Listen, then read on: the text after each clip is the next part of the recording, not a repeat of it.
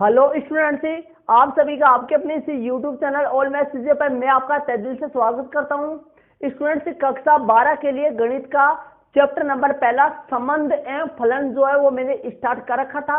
और chapter number पहले के इससे पहले आपकी 2 क्लासें कंप्लीट पूरी हो चुकी थी, 2 पार्ट जो है वो पूरे हो चुके थे, जिनमें मैं लगातार चलते हुए स्टूडेंट्स आपकी प्रश्नावली 1.1 के उदाहरण नंबर 1 तक मैंने आपको कंप्लीट पूरे करवा दिया था। अपन लगातार चल रहे हैं।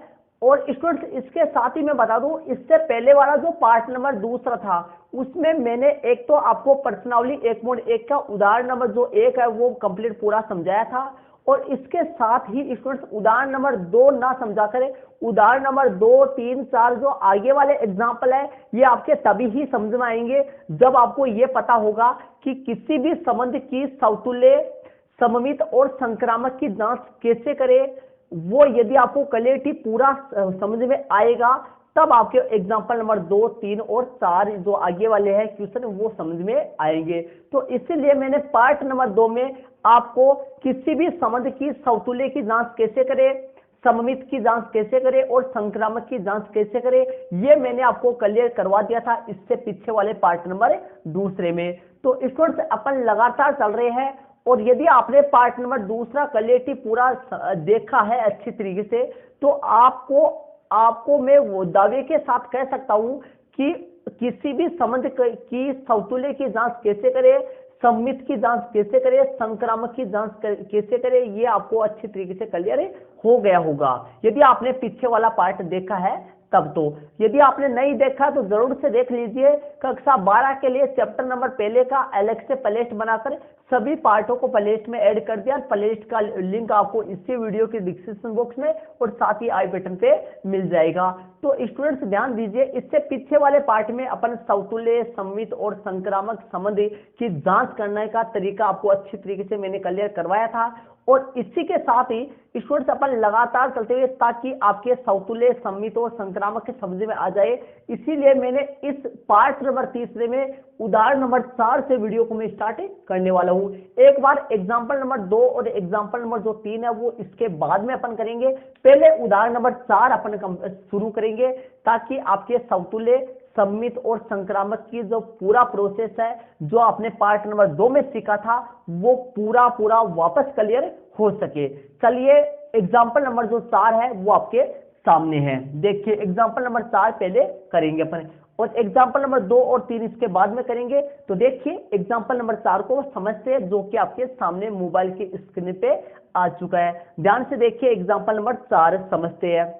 और यदि आप चैनल पे स्टूडेंट्स नए हैं तो चैनल को सब्सक्राइब जरूर से कर दीजिए और कक्षा 12 के अन्य स्टूडेंट्स तक भी वीडियो को जरूर से शेयर कर दीजिए। प्लीज ये कार्य आप जरूर से कर दीजिए ताकि वो भी अपना सिलेबस कंप्लीट पूरा कर सके। चलिए, एग्जांपल नंबर 4 को समझते हैं। सिद्ध कीजिए कि समुच्चय 1, 2, 3 में आर बराबर जो आर जो संबंध है वो है आर में कर्मित युग्म 1, 1 है, 2, 2 है, 3, 3 है, 1, 2 है, 2, 3 है, द्वारा प्रदत्त संबंध समतुल्य है परंतु न तो सममित है और न संक्रामक है। ये अपने को सिद्ध करना है। मतलब प्रश्न के अनुसार ध्यान दीजिए, एक समुच्चय दे रखा है अपने को, समुच्चय दे रखा है। सबसे पहले मैं आपको थोड़ा क्लियर करवाता हूं, इसमें ध्यान से सुनिए, अच्छी तरीके से मैं क्लियर कराऊंगा। कोई जल्दबाजी अपने को नहीं करनी है, पूरा क्लियर करेंगे, समझेंगे। उदाहरण नंबर 4 की बात करें तो एक समुच्चय दे रखा है जो कि अपने पास दे रखा है 1, 2, 3। ये समुच्चय दे रखा है अपने पास। क्या दे रखा है? 1, 2, 3। ये एक समुच्चय है। इस समुच्चय मान लो ये ए है, बी है, जो भी कोई है, जैसे मान लो मैं इसको ए मान लेता हूं। तो ए से ए में, समुच्चय ए से ए में एक संबंध बन रहा है। एक क्या बन रहा है? संबंध बन रहा है। ये मैंने आपको पीछे बेसिक वाले पार्ट में ही समझा दिया था कि कक्षा 12 में समुच्चय ए से ए में, बी से बी में, मतलब खुद से खुद में ही संबंध बनाएंगे, ए से बी में नहीं बनाएंगे। तो ये ए से ए में 1, 2, 3 में, 1, 2, 3 में, मतलब खुद से खुद में ही संबंध स्थापित होगा। तो ए से ए में एक संबंध है, वो क्या है देख लेते हैं। आर दे रखा है अपने को, आर जो है वो दे रखा है 1, 1 है, 2, 2 है। आर में कर्मित युग्म जो है वो 1, 1 है, 2, 2 है, 3, 3 है, आर जो संबंध है वो आपकी बुक में देख लीजिए, 1 1 2 2 3 3, 1 2 है, 2 3 है, 1 2 है और 2 3 है, यह आपका संबंध आर है। तो पर्सन के मुताबिक मैं थोड़ा सा पर्सन के अनुसार क्लियर कराऊं तो ध्यान दीजिए, पर्सन को मैं समझाने की कोशिश कर रहा हूं। पर्सन में एक तो दे रखा है समुच्चय अपने को, ठीक है, एक दे रखा है संबंध। अब इस संबंध के बारे में अपने को जांच करना है, इस संबंध के बारे में अपने को सत्यापित करना है, सिद्ध करना है कि ये संबंध ये संबंध समतुल्य है, परंतु न सममित है, न सम्मित है और न संक्रामक है। ये अपने को जांच करनी है, ये अपने को सिद्ध करना है। पर्सन में 2 दे रखा है, एक तो समुच्चय दे रखा है और एक संबंध आर दे रखा है, ये पर्सन में दे रखा है।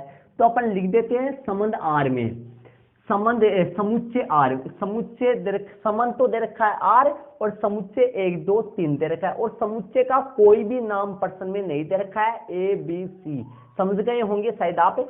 चलिए तो एग्जाम्पल नंबर जो 4 है वो स्टार्ट करते हैं। और एग्जाम्पल नंबर 4 में यहाँ समुच्चय जो दे रखा है, यहाँ समुच्चय,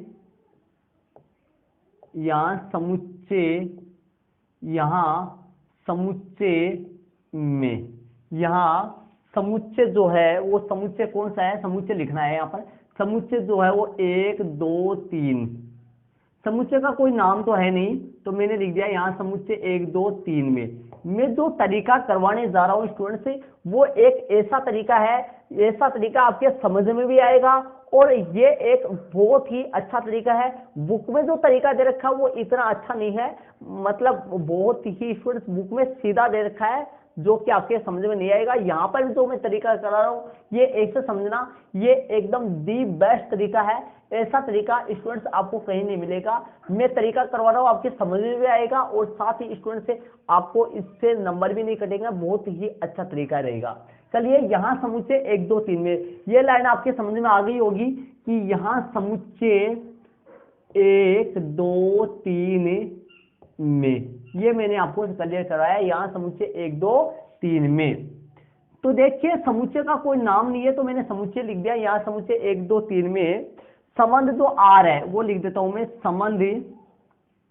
संबंध जो बन रहा है आर जो संबंध है 1 2 3 में, संबंध आर बराबर, संबंध क्या दे रखा है 1 1 2 2 3 3, संबंध दे रखा है 1 1 2 2 3 3 और 1 2 2 3, 1 2 और 2 3, ये आपके सामने संबंध दे रखा है। संबंध के ये कर्मित युग्म दे रखे हैं, तो ध्यान से समझने की कोशिश कीजिए, इनको समझिए। ये अपने को संबंध अगले ने पर्सन में दे रखा है, ये समुच्चय दे रखा है, ये संबंध दे रखा है, ठीक है।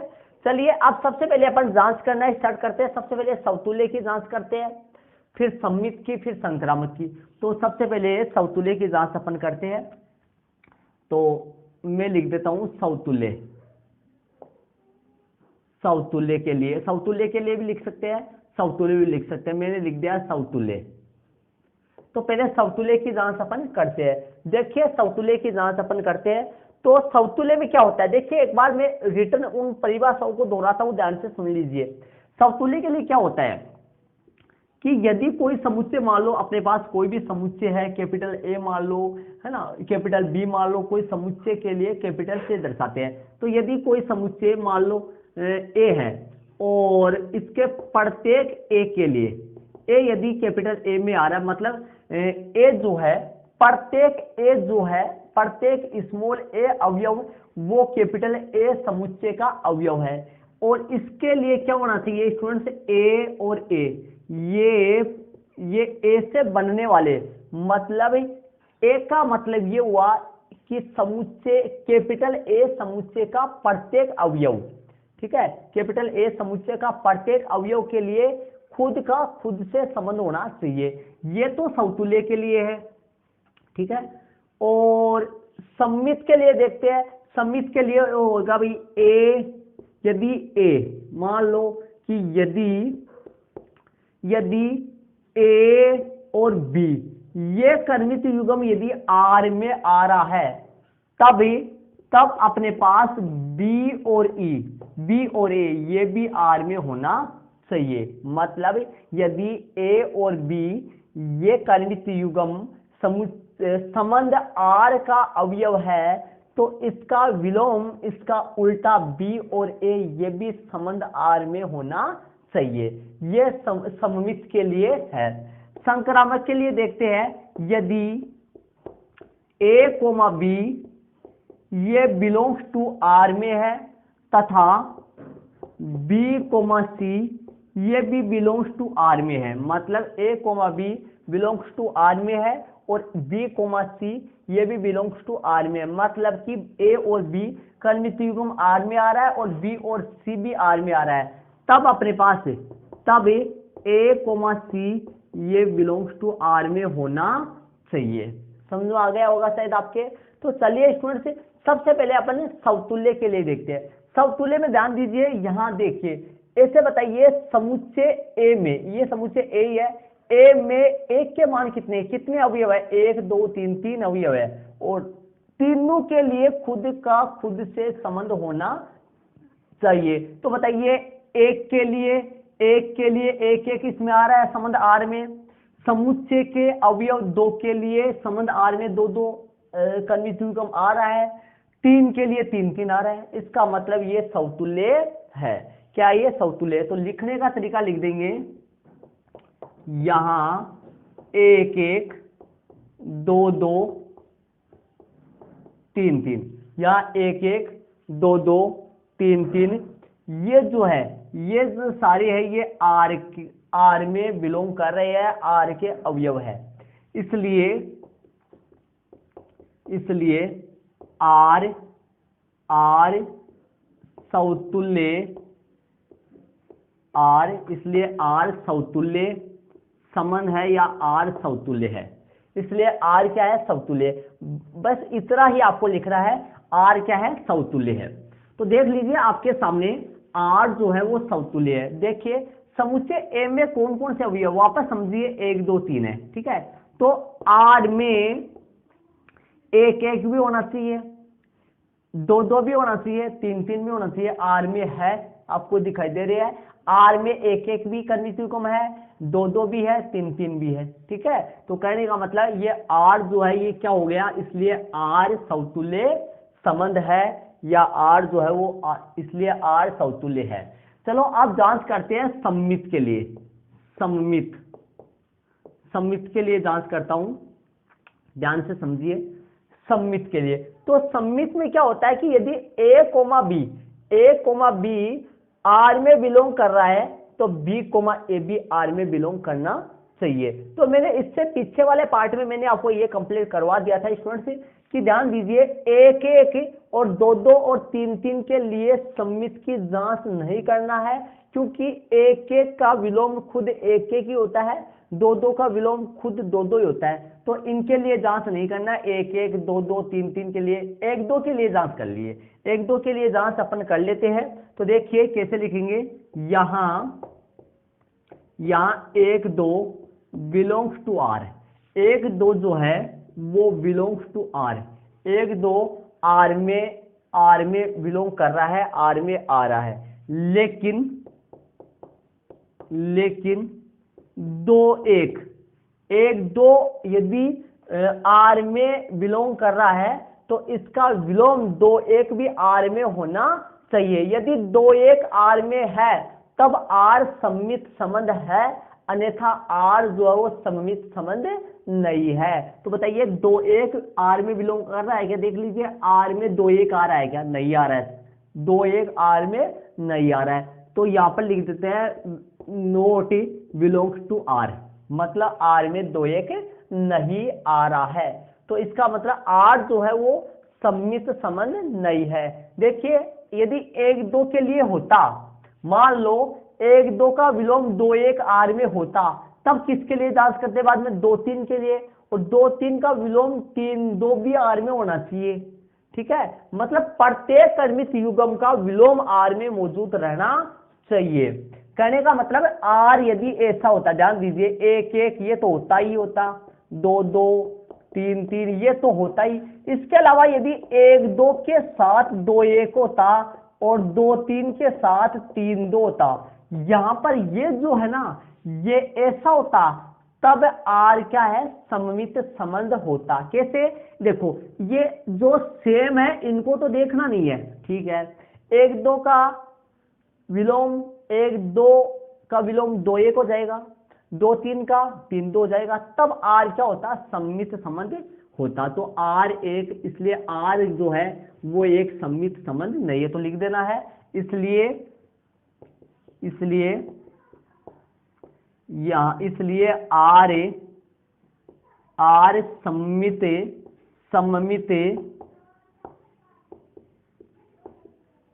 आर जो है वो सममित संबंध नहीं है। आर जो है वो, इसलिए आर सममित संबंध नहीं है। देखिए मैं वापस आपको क्लियर कराता हूं, एक बात ध्यान से समझ लीजिए। देखिए यदि a, b ये बिलोंग्स टू आर में आ रहा है, a, b belongs to R में आ रहा है, तब इसका विलोम, तब यदि ये आर में आ रहा है तब b, a भी आर में होना चाहिए।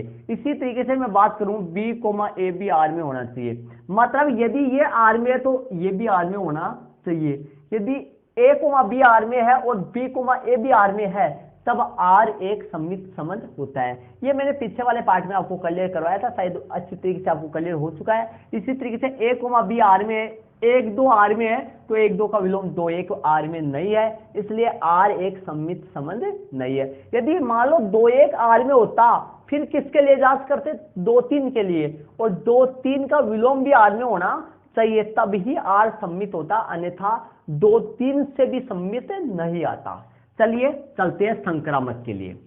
किसकी जांच करते हैं, संक्रामक की।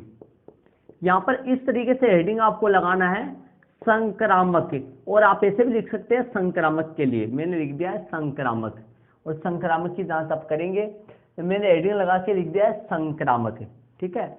तो संक्रामक के लिए क्या होता है कि संक्रामक में क्या होता है कि स्टूडेंट्स किसी समुच्चय में से 3 अवयव लिए जाते हैं। कोई समुच्चय है उसके 3 अवयव लिए जाते हैं, a, b, c, ये बिलोंग्स टू a। ये 3 अवयव जो है वो a में से लिए गए हैं। अब यहां यदि a, b belongs to r है तथा b, c belongs to r है, तब क्या हो जाना चाहिए, a, c belongs to r होना चाहिए। मतलब कि a, b, c यदि 3 अवयव एक समुच्चय a के अवयव है, 3 अवयव समुच्चय a में बिलोंग कर रहे हैं, तब a, b r में आ रहा है, और यदि b, c r में आ रहा है, ये दोनों r में है, तो इनसे a, c भी r में होना चाहिए। समझ रहे हो आप। देखो a, b ये b से इसका अंत हो रहा है, तो b से स्टार्ट होने वाला r में होना चाहिए, तब b और b यहां से छोड़कर a, c भी r में होना चाहिए, तब तो r संक्रामक है, अन्यथा r संक्रामक नहीं है। चलिए प्रश्न में इसमें देखते हैं। देखो सेम वाले का तो फिर मैं बता रहा हूं, सम्मित और संक्रामक की जांच आप कर रहे हो, तो जब सेम जो समान है, 1 1 है, 2 2 है, 3 3 है, इनकी जांच आपको नहीं करनी है, ठीक है। चलिए संक्रामक में चलते हैं। यहां 1 2 ये बिलोंग्स टू आर है, 1 2 आ रहा है, ये आर में आ रहा है, और तथा अब देखिए 1 2 आर में आ रहा है, तो कहने का मतलब ए बी आर में आ रहा है, ठीक है। और क्या दिखाया था मैंने, बी सी भी आर में होना चाहिए, ए बी आर में है, बी सी आर में है, मतलब ए बी आर में है, ए बी कर्मित युग्म आर में बिलोंग कर रहा है, तथा बी सी कर्मित युग्म आर में बिलोंग कर रहा है, तब ए सी भी आर में बिलोंग करना चाहिए। तो देखिए अब ये देखो बी से पूरा हो रहा है, तो स्टार्ट भी किससे होना चाहिए, 20 से, तो यहां पर पूरा किससे हो रहा है, 2 से, तो 2 से स्टार्ट होने वाला कौन है, 2 3 भी आर में है, बिलोंग कर रहा है आर में। तब ध्यान दीजिए 1 2 बिलोंग्स टू आर तथा 2 3 बिलोंग्स टू आर, तब 1 3 मतलब कि तब A C B belongs to R होना चाहिए। A B belongs to R तथा B C belongs to R, तब ए सी भी बिलोंग्स टू आर होना चाहिए। ए सी का मतलब 1 3 हो गया यहाँ पर, समझ गए होंगे शायद। मैं नीचे वाले को हटा देता हूँ, ये समझाने के लिए लिखा है मैंने। लेकिन ये आ रहा है अपने पास। अब लेकिन 1 3 के लिए लिख देता हूं, क्या लिखेंगे, लेकिन 1,3, लेकिन 1 3 नॉट बिलोंग्स टू आर। 1 3 जो है वो आर में, आर का अवयव नहीं है, आर में बिलोंग नहीं कर रहा है। इसलिए आर क्या नहीं है, इसलिए आर संक्रामक नहीं है, इसलिए आर जो है वो संक्रामक नहीं है। तो प्रश्न में अपने को क्या सिद्ध करवाया था, देख लीजिए। प्रश्न में देख लीजिए क्या सिद्ध करवाया था। प्रश्न में सिद्ध करवाया था कि सिद्ध कीजिए कि संबंध समतुल्य है परंतु न तो सम्मित और न संक्रामक है। ये अपने पास आ चुका है, तो नीचे लिख देता हूं, अतः दिया गया संबंध। क्या लिखेंगे, ध्यान से देखिए, अतः दिया गया संबंध आर, अतः दिया गया संबंध आर, अतः दिया गया संबंध जो है आर समतुल्य है,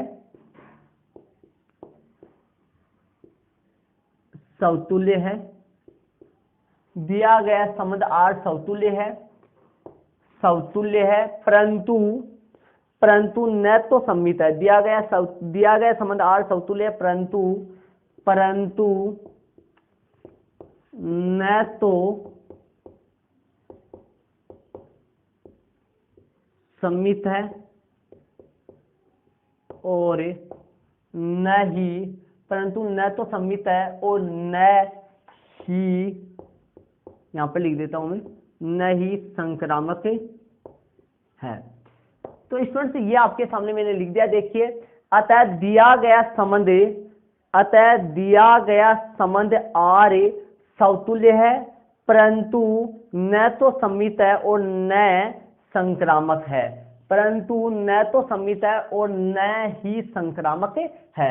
तो ये सिद्ध हो चुका है। तो यहां पर लगा देंगे अपन इति सिद्धम, या एसपी भी आप लगा सकते हो। ये अपना उदाहरण नंबर जो 2 है वो कंप्लीट पूरा हो, उदाहरण नंबर जो 4 है वो कंप्लीट पूरा हो चुका है स्टूडेंट से। उदाहरण नंबर 4 हो गया। अब ये एग्जांपल नंबर जो 4 है स्टूडेंट से, ये वाला 4 एग्जांपल जो मैंने पार्ट नंबर 2 में 7 एग्जांपल लेकर समझाया था कि किसी भी संबंध को समतुल्य, सम्मित और संक्रामक की जांच कैसे करें, वो यहाँ पर काम में आ चुका है। इसी तरीके से वहां पर अपन करे थे, ये यहाँ पर से वहां, यदि आपने पीछे वाला पार्ट देखा है तो आपके ये अच्छी तरीके से क्लियर हो चुका होगा कि किसी भी संबंध की सम्मित, समतुल्य, सम्मित और संक्रामक की जो जांच है वो कैसे करे। तो ये आप अपनी नोटबुक में जरूर से ऐड कर लीजिए और इसके बाद में आप अपनी फेयर नोटबुक में ऐड कर लीजिए। लेकिन अब चलते हैं अपन उदाहरण नंबर 2 में, कुछ भी मिस नहीं करेंगे, टोटल आपको क्लियर कराऊंगा। आप लगातार वीडियो पे बने रहिए और साथ ही यदि आप नए हैं तो चैनल को सब्सक्राइब जरूर से कर लीजिए। आपके समझ में आ गया होगा, मैं फिर एक बार क्लियर करा देता हूँ, थोड़ा सा ध्यान दीजिए। यहाँ 1 1 2 2 और 3 3, देखो समुच्चय में कितने अवयव है, 1 है, 2 है, 3 है। तो 1 का संबंध भी 1 से होना चाहिए, 2 का संबंध भी 2 से होना चाहिए, 3 का संबंध भी 3 से होना चाहिए। ये तीनों के तीनों आर में होने चाहिए, तो आर में है ये। और यदि इसमें 4 आ जाता तो 4 भी आर में होना चाहिए, तब आर समतुल्य हो जाएगा। तो आर समतुल्य है यहाँ, ठीक है। चलिए सम्मित में 1 2, देखो सम्मित की जांच करते वक्त इन समान को नहीं देखना है, इनको सेम जो आ रहे हैं इनको नहीं देखना है। तो अलग कौन है, 1 2, तो 1 2 आर में है लेकिन 2 1 आर में नहीं है, समझ रहे हो। इसलिए आर जो है वो सम्मित संबंध नहीं है। तथा संक्रामक के लिए देखते हैं। अब देखो 1 2 आर में है, 2 1 आर में होता तो जांच किसकी ओर करते, 2 3 की जांच और करते, फिर 2 3 का विलोम 3 2 भी आर में होना चाहिए, है ना, तब ही आर सम्मित होगा। चलो संक्रामक के लिए 1 2 आर में है, 1 2 बिलोंग्स टू आर, तथा 2 से स्टार्ट होने वाला 2 3 बिलोंग्स टू आर, लेकिन 1 3 आर में होना चाहिए था, लेकिन 1 3 आर में नहीं है। यदि 1 2 belongs to R, 2 3 belongs to R आ रहा है, तब एक 3 भी बिलोंग्स टू आर होना चाहिए, है ना। लेकिन एक 3 आर में नहीं आ रहा, आपको दिखाई दे रहा है, इसलिए आर संक्रामक नहीं है। अतः दिया गया संबंध आर समतुल्य है, परंतु न तो सम्मित है और न ही संक्रामक है। ये अपने को सिद्ध करना था। शायद अच्छी तरीके से आपके कल हो चुका है एग्जाम्पल नंबर 4। और इसी टाइप के मैं बता देता हूं आपको, सेम इसी टाइप के क्वेश्चन आपके प्रश्नावली में मैं यहाँ पर लिख देता हूं, ध्यान दीजिए। देखिए एक्सरसाइज 1.1 में क्वेश्चन नंबर 6 और 15, ध्यान से सुन लीजिए।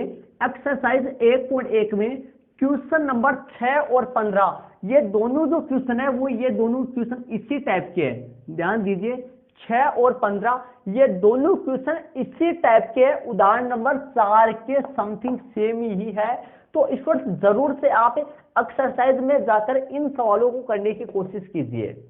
आप सेम सवालों को करने की कोशिश कीजिए, समझने की कोशिश कीजिए और कमेंट्स में जरूर से बताइए मेरे को कि आपने कर लिया है। चलते हैं एग्जाम्पल नंबर 2 अपन करते हैं, इसको आप अपनी नोटबुक में जरूर से ऐड कर लीजिए। एग्जाम्पल नंबर 2 को अपन उदाहरण नंबर 2 अपन करते हैं। यह उदाहरण नंबर 4 था जो मैंने पहले इसलिए करवाया था, आप समझ गए होंगे। मैंने बताया था कि भाई पार्ट नंबर 2 में समतुल्य, सम्मित और संक्रामक अपन समझे थे, ताकि वहां पर समझा हुआ यहाँ पर अपने काम में आ सके। इसलिए उदाहरण नंबर 4 उनके संबंधित था, तब उदाहरण नंबर 4 मैंने पहले करवाया है। अब मैं चलता हूं उदाहरण नंबर 2 में अपन चलते हैं। चलिए उदाहरण नंबर 2 को समझते हैं। तो चलते हैं स्टूडेंट्स, एग्जाम्पल नंबर 2 आपके सामने, पहले समझते हैं, ध्यान दीजिए। मान लीजिए कि टी किसी समतल में स्थित समस्त त्रिभुजों का एक समुच्चय है। ध्यान दीजिए टी जो है ना, टी क्या है, किसी समतल में स्थित समस्त त्रिभुजों का समुच्चय है। टी एक समुच्चय है, टी ये समुच्चय है और किनका है, किसी समतल में स्थित समस्त त्रिभुजों का समुच्चय है ये। मतलब इस टी में सारे के सारे त्रिभुज है, समबाहु भी हो सकते हैं, समद्विबाहु, सर्वांग सम, समरूप, सारे के सारे त्रिभुज इस समुच्चय में स्थित है। चलिए आगे, त्रिभुजों का एक समुच्चय है। समुच्चय टी में आर जो संबंध दे रखा है वो कैसा है, T1, T2 सच डेट T1, T2, T1 और T2 किस प्रकार है, T1 T2 के सर्वांग सम है, एक संबंध है। सिद्ध कीजिए कि R एक तुल्यता संबंध है। तो ध्यान दीजिए स्टूडेंट्स, मैंने पीछे वाले पार्ट में कंप्लीट आपको समझा दिया था। देखो ऐसा संबंध जो समतुल्य भी हो, सममित भी हो और संक्रामक भी हो, उस संबंध को अपन तुल्यता संबंध कह देते हैं। तो अब इस उदाहरण नंबर 2 में अपने को तुल्यता संबंध सिद्ध करने के लिए बोल रहा है कि सिद्ध कीजिए कि R एक तुल्यता संबंध है। तो तुल्यता संबंध सिद्ध करने के लिए संबंध R को पहले समतुल्य सिद्ध करना पड़ेगा, फिर सममित सिद्ध करना पड़ेगा, फिर संक्रामक सिद्ध करना पड़ेगा। यदि ये संबंध R तीनों प्रकार का है तो अपन कह देंगे कि संबंध R एक तुल्यता संबंध है। तो पहले इन तीनों संबंध R के लिए समतुल्य, सम्मित और संक्रामक तीनों की जांच अपने को करनी पड़ेगी। चलिए समुच्चय T क्या है फिर बता देता हूं आपको। समुच्चय T यहाँ किसी समतल में स्थित समस्त त्रिभुजों का समुच्चय है। किसी समतल में स्थित समस्त त्रिभुजों का क्या है, समुच्चय है। ठीक है, अब देखिए और आगे क्या दे रखा है, R जो संबंध दे रखा है वो क्या दे रखा है, मतलब यहां संबंध जो R दे रखा है वो है T1 T2, जहां T1 T2 के सर्वांग सम है। तो यहां लिख देता हूं, यहां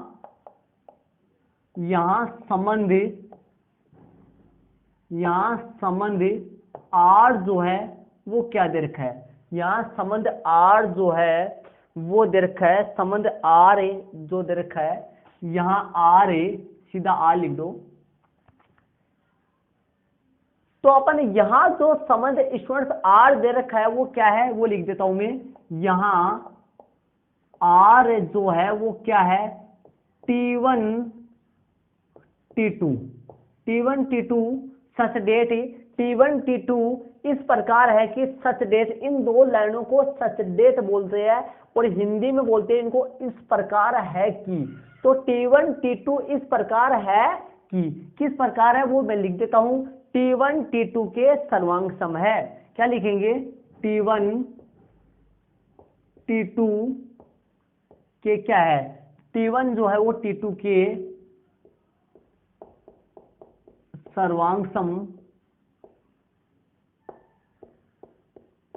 T1 T2 के सर्वांग सम है। ये संबंध R अपने को दे रखा है और समुच्चय क्या है, ध्यान दीजिए, कोई भी यहां पर अपने को एक तो संबंध दे रखा होगा और एक समुच्चय। समुच्चय क्या है, T है, और किनका है ये, किसी समतल में स्थित समस्त त्रिभुजों का समुच्चय है T। और T में संबंध R क्या है, T1, T2, T1, T2, ये T2 लिखा हुआ आपको दिखाई नहीं दे रहा होगा, T1, T2, या T1 जो है वो T2 के सर्वांग सम है, मतलब T1, T2, इसका मतलब क्या है, इसका मतलब है T1 T2 के सर्वांग सम है, इसका मतलब ये है, ध्यान रहे, ठीक है। ये संबंध अपने को R दे रखा है। अब सबसे पहले अपन जांच इसकी करते हैं, समतुल्य की जांच करते हैं, फिर सममित की, फिर संक्रामक की। तो पहले लिखता हूं समतुल्य, सेम वैसे ही करेंगे, लेकिन वहां इससे उदाहरण नंबर जो मैंने 4 करवाया था वो संख्या टाइप का सवाल था, मतलब उनमें संख्या ही चल रही थी, लेकिन यहाँ पर संख्या ही नहीं है, कुछ चर आ गए हैं, T1 T2 ऐसे कुछ संख्या चर आ गए हैं। तो यहाँ T1 T2 के देखिए, यहाँ देखिए, ध्यान दीजिए, जब अपने पास एक एक संबंध था, पीछे वाले सवाल अभी कह रहे थे अपन 1 1 2 2, मतलब खुद से संबंध जब है तब वो संबंधी खुद से संबंध है तो वो संबंध समतुल्य होता है। तो यहां बताइए, यहाँ T1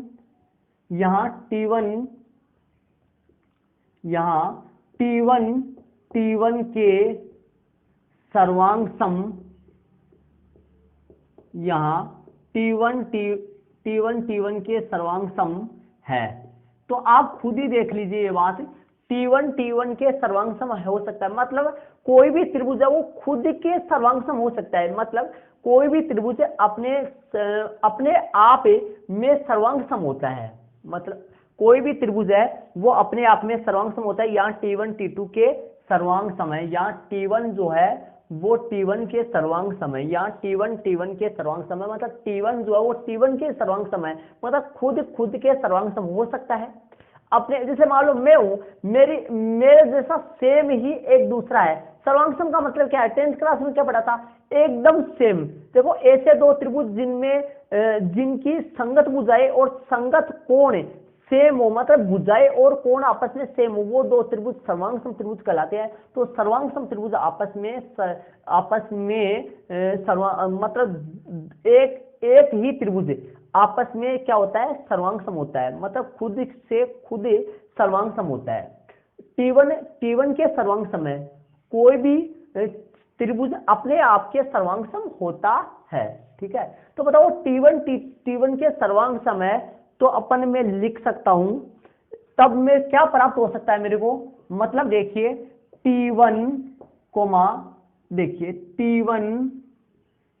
T1 ये जो बिलोंग्स टू R होगा, मतलब समझिए, देखिए T1 T2 जब आपके पास पर्सन में संबंध R दे रखा, वो कैसा दे रखा है, संबंध R, T1 T2 संबंध R है, तो इसका मतलब क्या है, इसका मतलब है T1 T2 के सर्वांग सम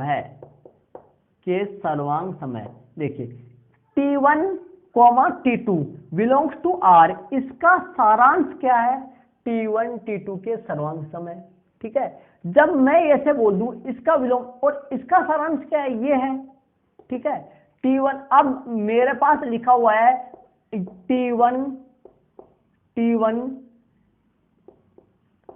के सर्वांग सम है, T1 के सर्वांग सम ये लिखा हुआ है। तो इससे इधर क्या आएगा, यहां पर क्या लिखा जाएगा, T1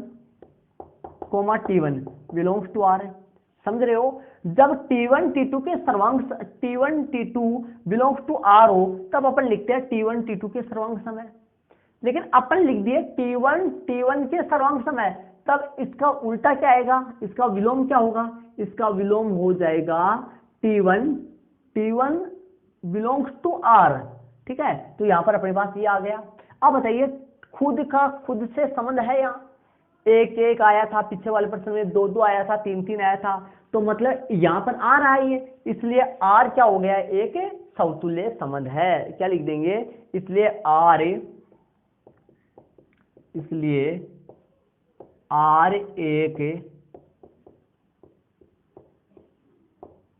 समतुल्य, इसलिए आर एक समतुल्य संबंध है, या इसलिए आर समतुल्य है, इससे भी लिख सकते हैं, जैसे पिछले वाले साल में लिखे थे आर समतुल्य, इतना ही लिख सकते हैं, चलेगा। इसलिए आर क्या है, एक समतुल्य है, इसलिए आर एक समतुल्य संबंध है। चलिए अब चलते हैं, अब स्टूडेंट्स अब किस में चलते हैं, अब सममित में चलते हैं। अपन सममित के लिए जांच करते हैं। सममित में क्या होता है कि यदि कोई क्रमित युग्म है, जैसे ए बी है, ए बी आर में बिलोंग कर रहा है, ए बी आर में आ रहा है, तो बी ए भी आर में आना चाहिए। एक तीन आर में आ रहा है तो तीन एक भी आर में आना चाहिए। दो चार आर में आ रहा है तो चार दो भी आर में आना चाहिए, इस तरीके से, ठीक है। तो यदि अपने पास दे रखा है, यदि T1, T2, यदि T1, T2, मान लो यदि T1, T2 belongs to R है, ठीक है, तो इसका मतलब क्या है, इसका सारांश क्या है, क्वेश्चन के अनुसार है, संबंध के अनुसार है। देखिए ये रहा इसका सारांश है, इसका सारांश है, मतलब इससे अपने को मिलेगा, ये जो निशान है इसका मतलब होता है, इससे ये लिख सकते हैं अपने, इससे ये लिख सकते हैं, जो अपन या लगाते हैं गणित में वही मतलब होता है। इससे अपने पास प्राप्त क्या होगा, इससे प्राप्त होगा कि T1 T2 के T1 T2 के T1 जो है वो T2 के सर्वांग समय, इसका सारांश ये हुआ। देखिए यदि T1 T2 belongs to R आ रहा है, तो इसका मतलब क्या है, T1 T2 के सर्वांग समय, ये दो बार के लिख दिया मैंने, T1 T2 के सर्वांग सम, इसका मतलब ये हुआ T1 T2 के सर्वांग सम है। अब इसी बात को अपन वैसे भी उल्टा भी उल्टा करके लिख सकते हैं, कैसे, देखिए तब T2 जो है, ध्यान से सुनिए, T1 T2 के सर्वांग सम है, तब ध्यान दीजिए अपने पास प्राप्त हो सकता है T2 T1 के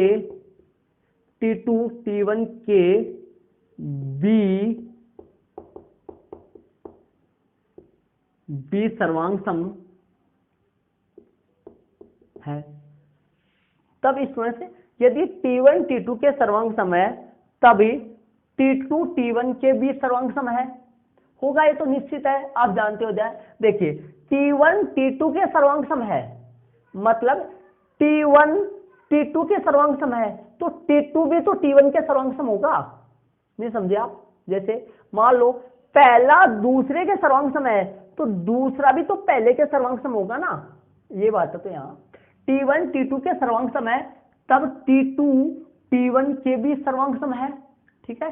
अब यहां से क्या प्राप्त होगा, देखिए यहां से क्या प्राप्त होगा, जब तो यहां से मैं लिख सकता हूं T2, T1 ये बिलोंग्स टू आर में आएगा। तब तो यदि T2 T1 के सर्वांग सम है, मतलब सबसे पहले देखो मैंने ये ले लिया, यदि T1 T2 के सर्वांग सम, T1 T2 belongs to R में आ रहा है, इसका मतलब ये हुआ यदि बिलोंग्स टू आर में आ रहा है, तब तो T1 T2 के सर्वांग सम होगा।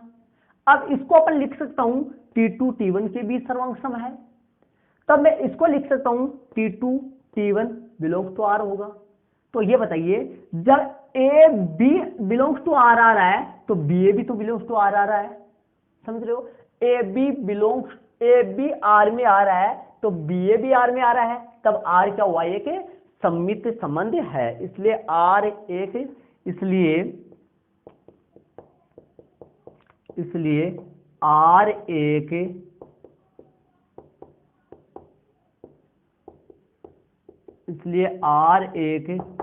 सममित संबंध है, ठीक है।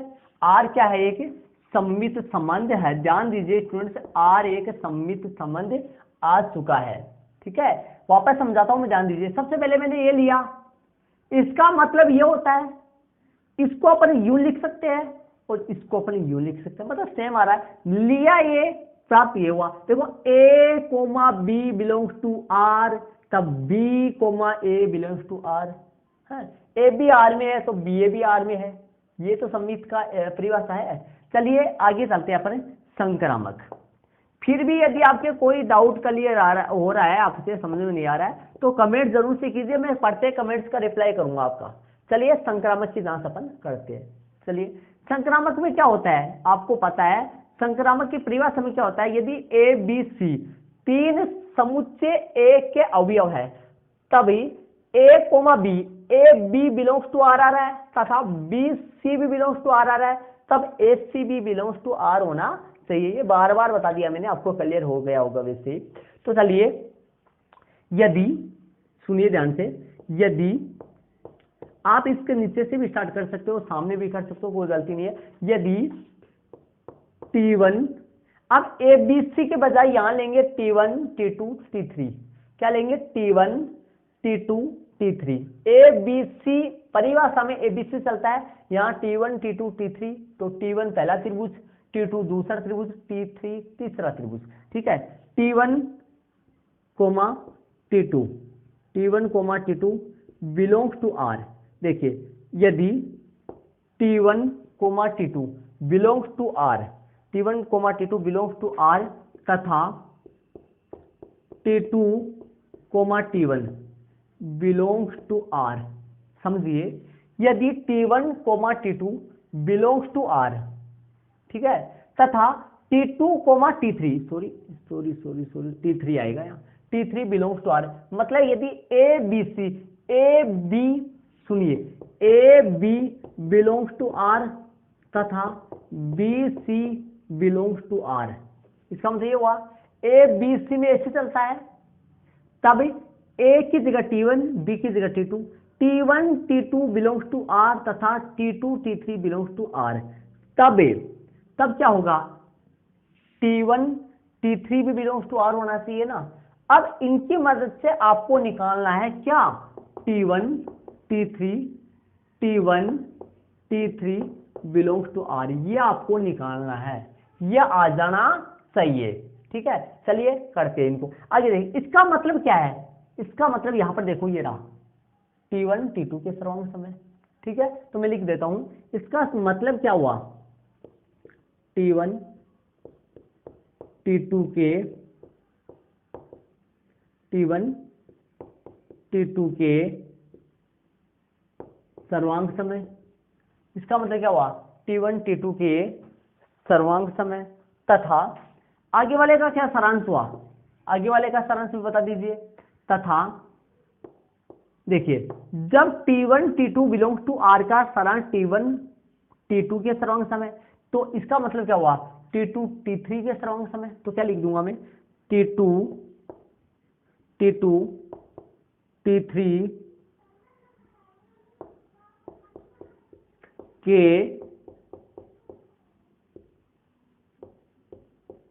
सर्वांग समय, इसका मतलब क्या हुआ, T2 T3 के सर्वांग समय, समझ गए होंगे। T2 जो है वो T3 के क्या है, सर्वांग समय, ये लो, इसका मतलब क्या हुआ, T2 T3 के सर्वांग समय, ठीक है। अब यहां से ध्यान दीजिए, अब देखिए T1 T2 के सर्वांग समय और T2 T3 के सर्वांग समय, तब T1 T2 T3 ये तीनों आपस में क्या हो गए, सर्वांग सम हो गए ना। तो यहां से लिख सकता हूं मैं T1 T2 T3 परस्पर सर्वांग समय, मतलब ये आपस में तीनों क्या हो गए, T1 दिखाई दे रहा होगा शायद आपको, T1 T2 T3 ये आपस में कैसा है, ये तीनों आपस में कैसे हो गए, सर्वांग सम हो गए।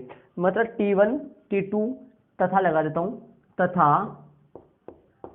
T3 तीनों ही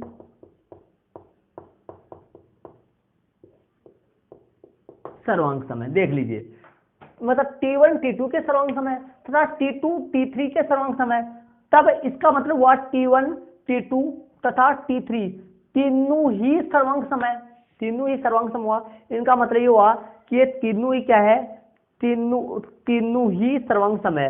अब यहां से लेकिन अपने को मकसद, अपने को ये निकालना है T1 T3 belongs to are, ये कब आएगा, जब T1 T3 के सर्वांग सम हो, जब T1 T2 के सर्वांग सम हो। तो यहां से बताइए जब T1 T2 T3 तीनों ही सर्वांग सम है, तब यहां से T1 T3 भी तो सर्वांग सम होगा, अपने को निकालना तो वही है ना। तो यहां से इसके आगे मैं यहां पर लिख देता हूं, इस तरफ यहां पर लिख देता हूं, आपको दिखाई देगा सही। यहां पर देखिए, इसके आगे यहां पर ध्यान दीजिए, इसका मतलब क्या है, इसके नीचे लिखना है आपको, ठीक, इसके ठीक नीचे लिखना है।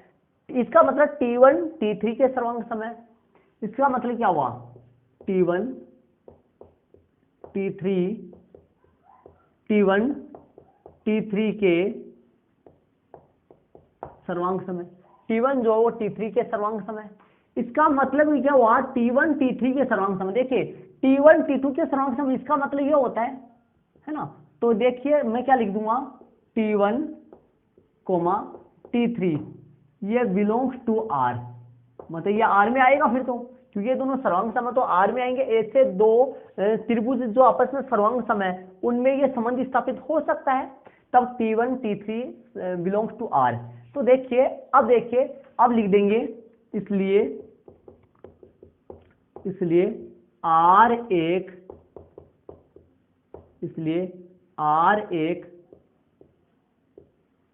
संक्रामक संबंध है। अब मैं वापस क्लियर कराता हूं, ध्यान से समझिए, वापस पूरा क्लियर कराऊंगा आपको टेंशन करने की जरूरत नहीं है, पूरा क्लियर आपको करूंगा, ध्यान से सुनिए। यदि T1 T2 belongs to R आ रहा है तथा T2 T3 belongs to R आ रहा है, इसका मतलब क्या है, T1 T2 के सर्वांग सम है, तथा का तथा वैसा का वैसा T2 T3 के सर्वांग सम है। इसका मतलब T1 T2 के सर्वांग सम है, T2 T3 के सर्वांग सम है। इसका मतलब हो गया T1 T2 तथा T3 तीनों ही सर्वांग सम है।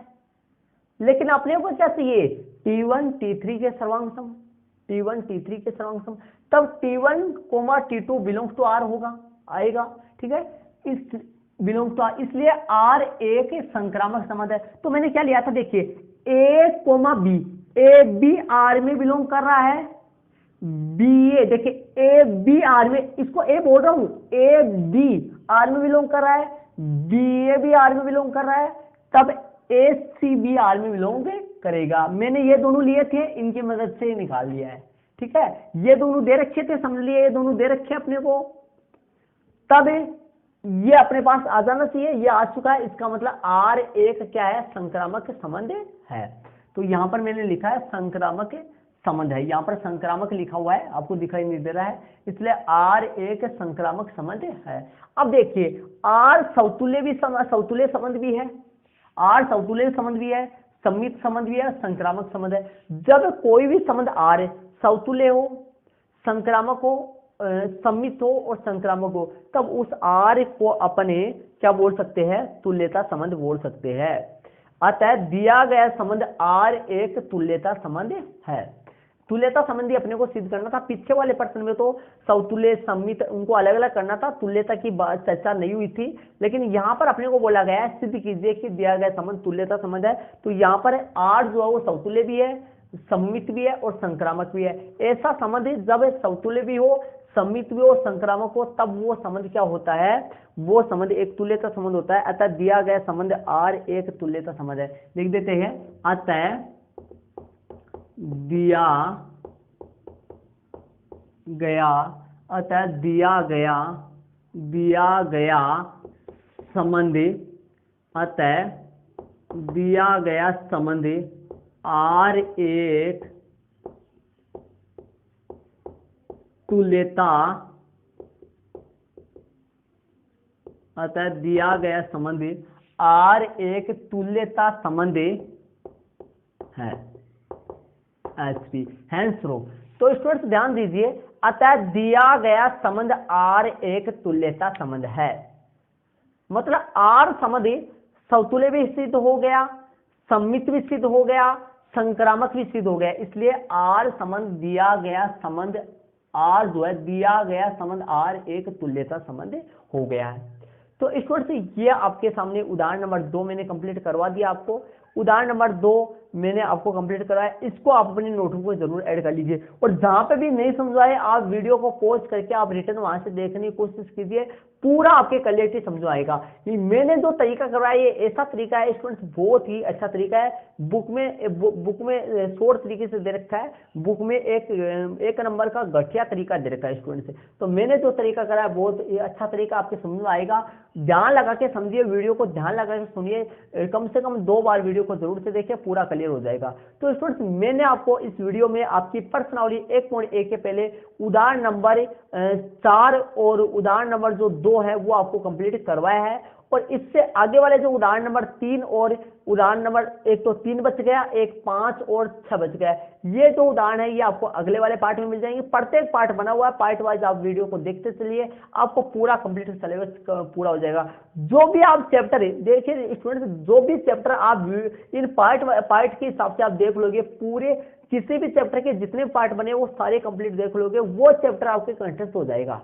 पक्का बता रहा हूं मैं वादे के साथ, पूरा क्लियर बता रहा हूं मैं आपको। तो स्टूडेंट्स वीडियो कैसा लगा, इनको आप अपनी रफ नोटबुक में साथ ही फेयर नोटबुक में ऐड कर लीजिए।